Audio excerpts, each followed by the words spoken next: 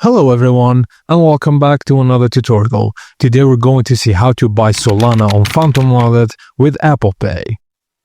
First step is to launch the Phantom Wallet app on your phone. If you don't have it, download it and sign in to your account. On the dashboard, go or tap the Buy button on the main screen. Select Solana as your crypto. Solana is supported natively, saving you extra commission fees. Now enter how much SOL you want to buy or how much fiat you want to spend. For example, 0.1 SOL is $24. Review exchange rate, fees, and total cost before continuing. Now you'll be directed to a Phantom Wallet partnered processor. Choose Apple Pay or credit card to complete the purchase.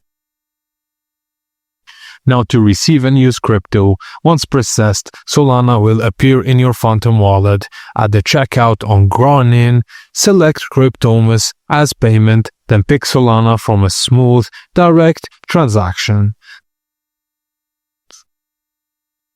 And that's it guys, as simple as that. Thank you for watching, and please don't forget to like and subscribe to our channel for more tips and tricks like this.